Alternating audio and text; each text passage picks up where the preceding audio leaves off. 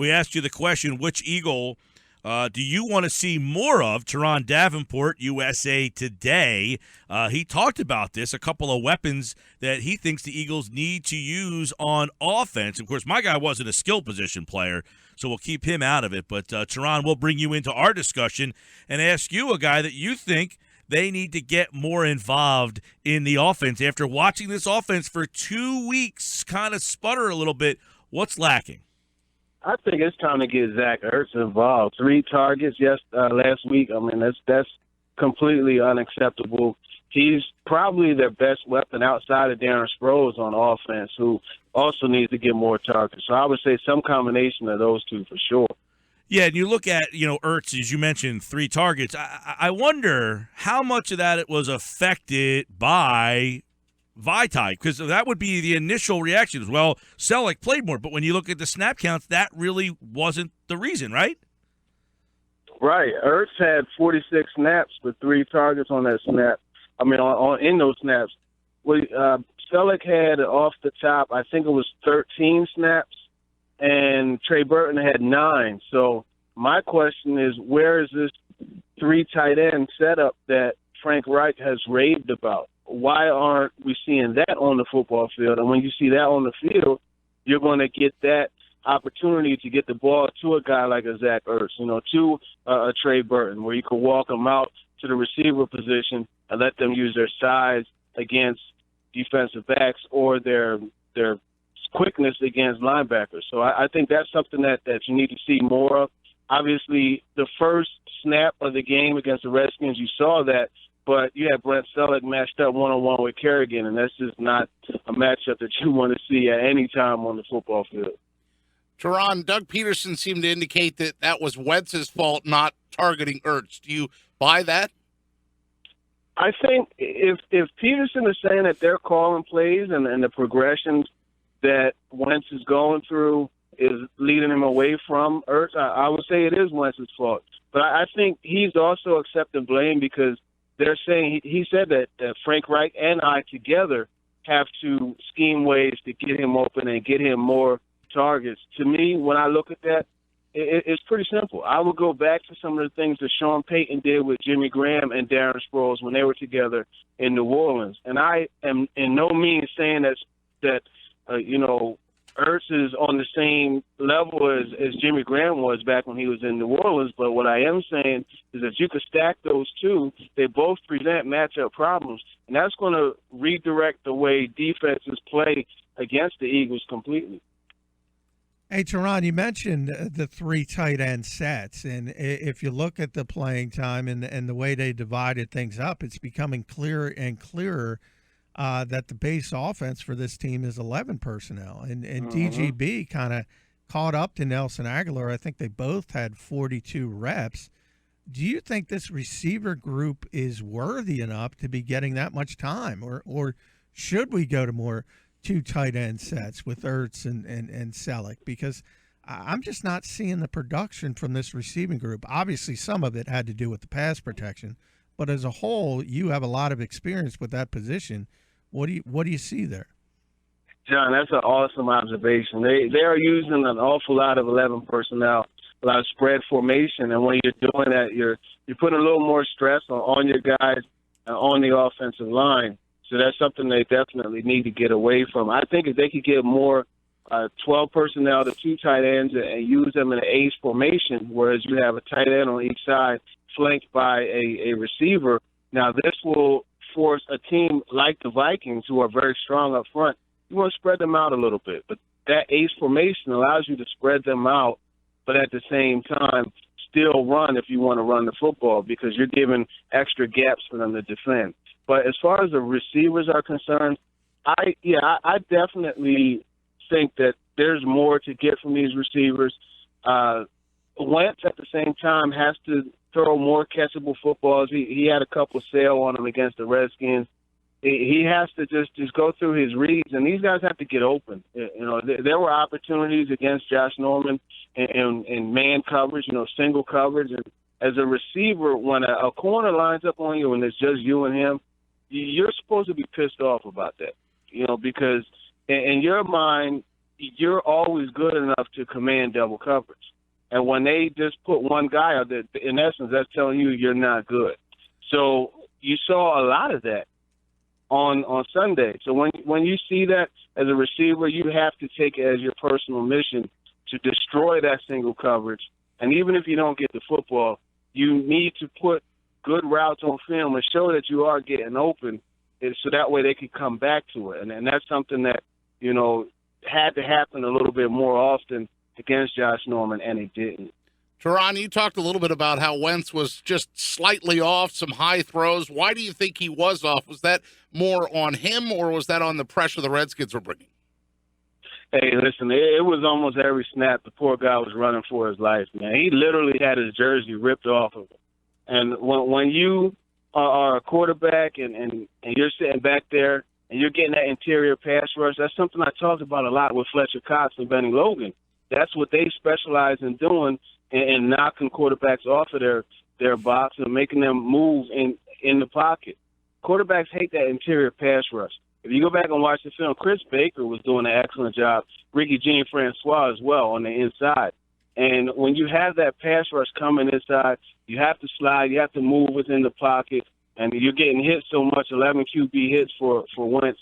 It's tough, and that's something that, happened right from the very start. So they can never get into a groove. That's why I think they should have went to some of that no huddle a little bit earlier. Jordan Matthews talked about just how the no huddle, the tempo offense creates a sense of urgency, and that's something that they needed in that game, throughout the game, obviously, but they couldn't really do that because of only having 4 snaps in the second quarter. So long story short, I think Wentz was rattled because of that pass rush that was coming, and they need to do more things to allow him to get into the flow of the game. That's why it's so important to give him those easy throws to Darren Sproles out of the backfield, the screens. Give those easy throws to Zach Ertz running those shallow crossers. Just move the chains. You don't have to get a drive where it's 3 plays, 40 seconds, 70 yards. It's okay to have a drive where it's, 11 plays, 5 minutes, traveling 83 yards. That's okay, and that's what they need to do to get into that rhythm, get into that flow of the football game. Hey, Turron, you mentioned the inside pass rush, and the football gods have a way of putting their foot on your throat when you're struggling with something.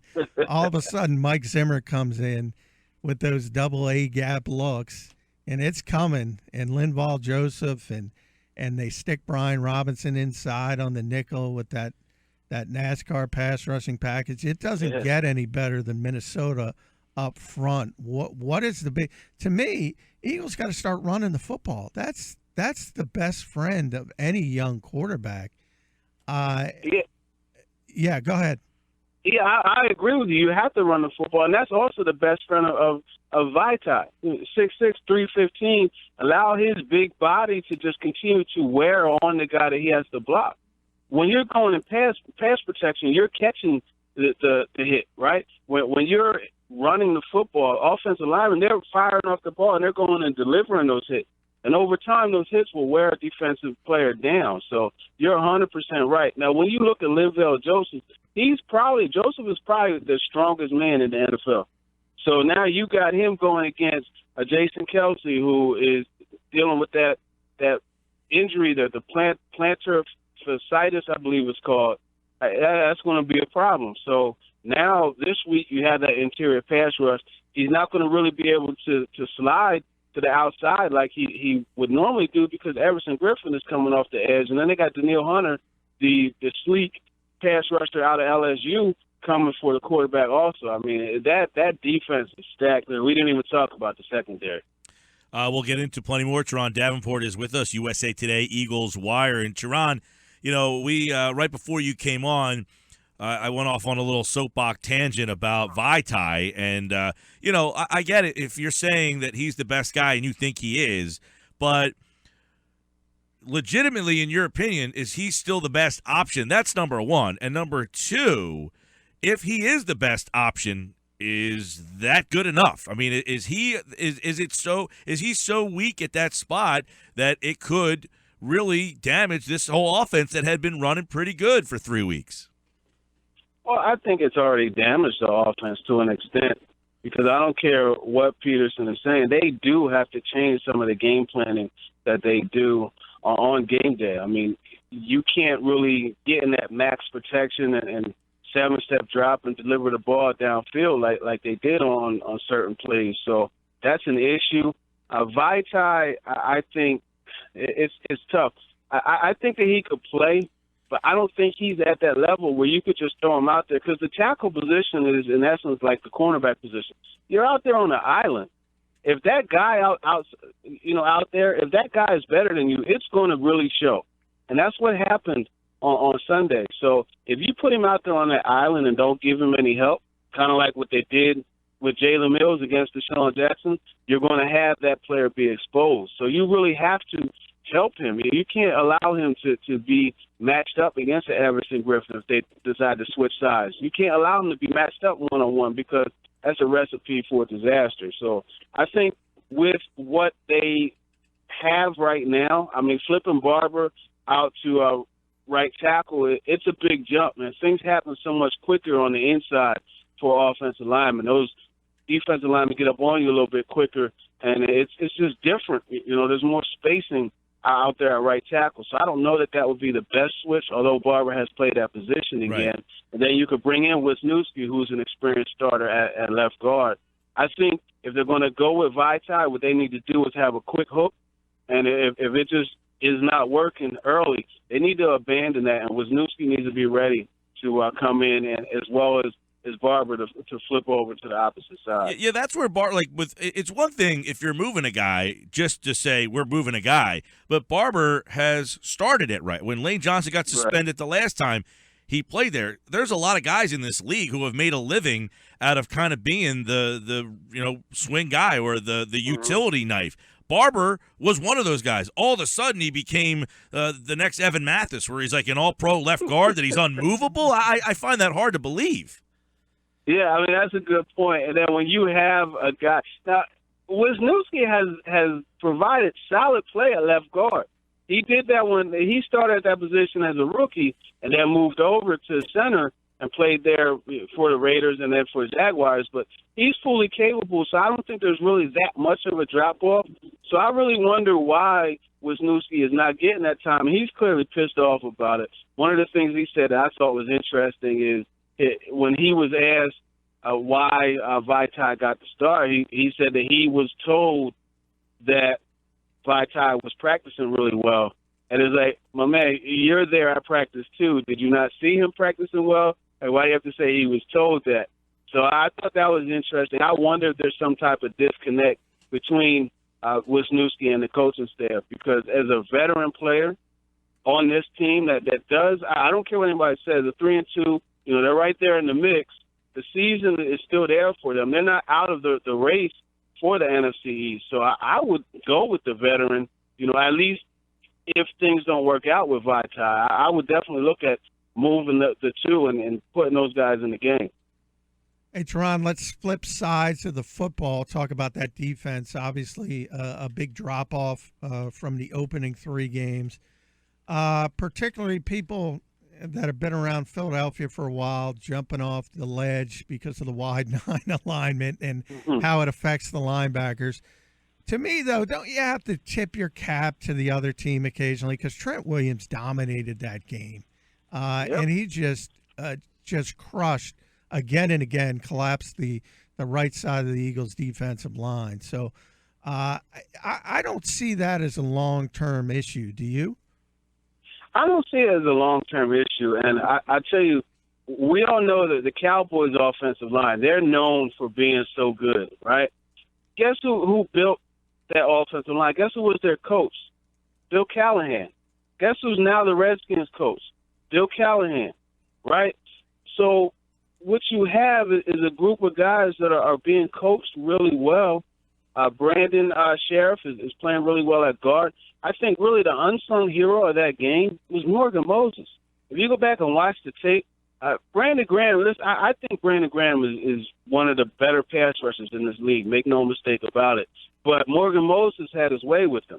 And I watched Graham try to work his bull rush, which I think is one of the best in the NFL, and he tried to counter with a spin move and Moses was there for everything. So that really helped their offensive line. And when you got guys open up holes, and then all of a sudden, Marshawn Lynch was kind of in disguise as Matt Jones and Robert Kelly breaking tackles, and Chris Thompson as well.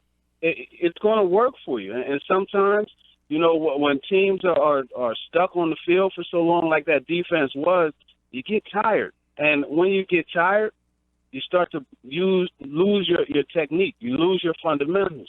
You start to play a little bit more lazily, and then that's when those big plays like the one that not Thompson, but Robert Kelly had, the 45-yard run. That's when those plays happen. So it's tough. That offensive line, I think, did an outstanding job. Trent Williams, to me, is a top 5 left tackle in the league, and he showed it when they played on Sunday. Turron, John was talking about the defense, and I want to know about the linebacker position. Does that seem vulnerable for the Eagles right now, and do they have the guys in the right position to have success? I think it depends on the package. When they're in nickel, I think that Jordan Hicks and Nigel Bradham are very good options for them. Bradham especially, he's very aggressive. He comes up and makes plays against the run. Hicks does as well. I think the missed tackles are an issue. There were a couple plays where Kendricks missed a tackle, and Nigel Bradham did also.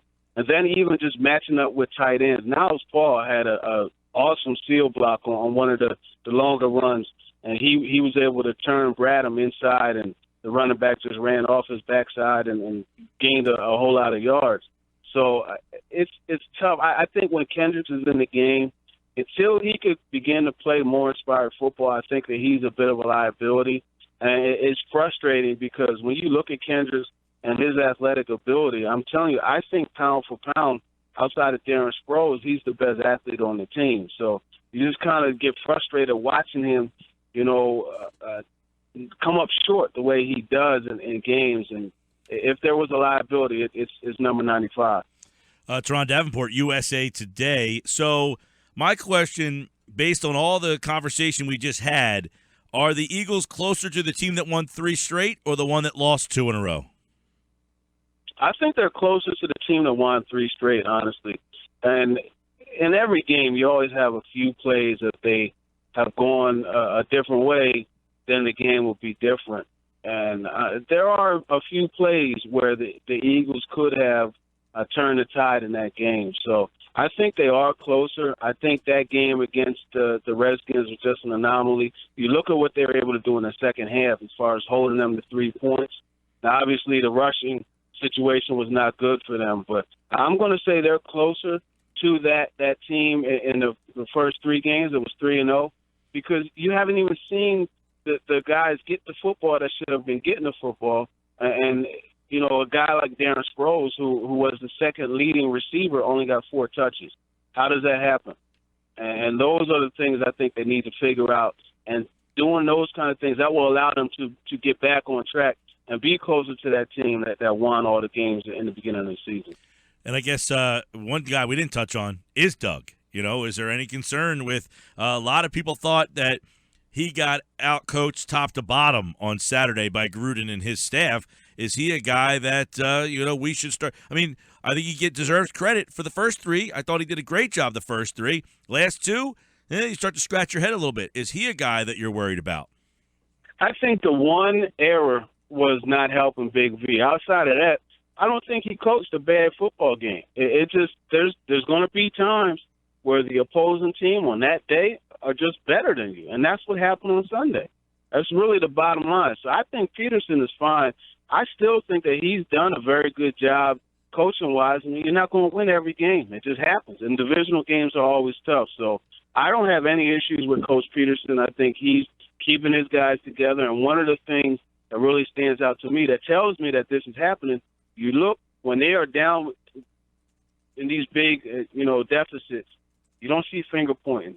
You don't see the guys breaking down on the sideline.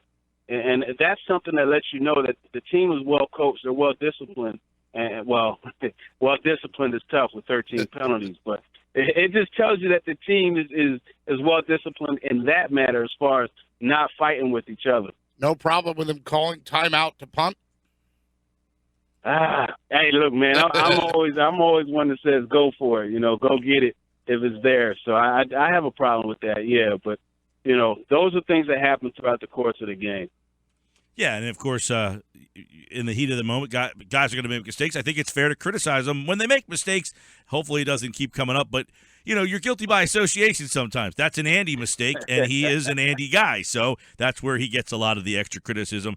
Turron Davenport, USA Today, Eagles Wire, with more on Eagles and Vikings coming up this week right here on 97.3 ESPN. Sunday coverage begins at noon. Thanks, Turron. Thanks, guys. Take care.